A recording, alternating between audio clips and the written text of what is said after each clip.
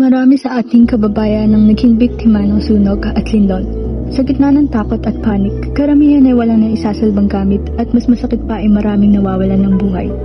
Kadalasan, ito ay dahil hindi alam ng marami kung saan pupunta at anong gagawin sa oras ng sakuna.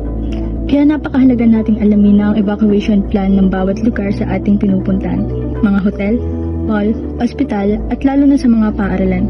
Dahil sa oras ng sakuna, kaalaman ang unang magliligtas sa ating. Di ba pag nagulo ng pawit-pawit ako, pero nagmantika ako doon. Yeah, diba? Di ba? Tapos ko lang ito tayo. Sige, be.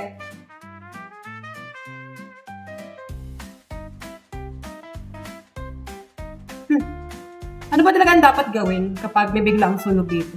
Hindi ba dapat alam na natin yun? Titingin ka na tingin dyan, di mo naman gets yan. Ayun nga, hindi ko nga alam kasi pinapagdami. Kaya, so paano yun? Kailangan mo lang, guys. Yes, ay. Kasi malay mo, magkasunog. True. Kayo, Kalma! Tutulungan ko kayo. Dito tayo magsisimula.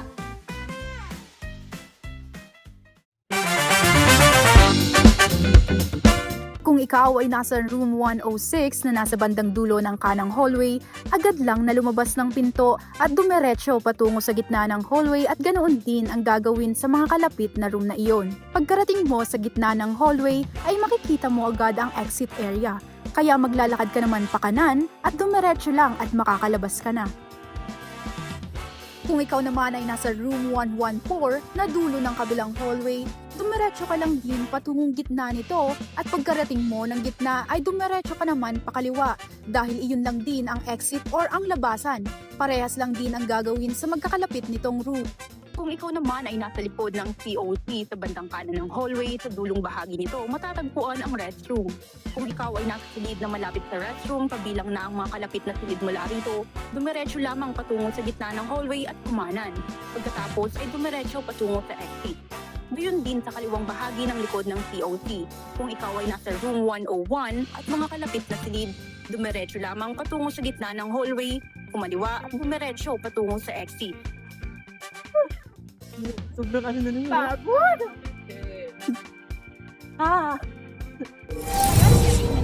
Siyempre naman, buong easy yung sinikot namin, pagod na nga kami. Siyempre, hindi na kami magpapanik kung may sunog at dito. Dahil always remember lang na lagi sundan ang arrow sa map and lagi lumabas sa exit door. Di ba, partner? Yes! Kaya dapat palaging kalmado, huwag magtulakan, at always remember, manatiling kalmado. Kaya kung hindi nyo alam kung saan kayo pupunta, alamin nyo muna ang daan.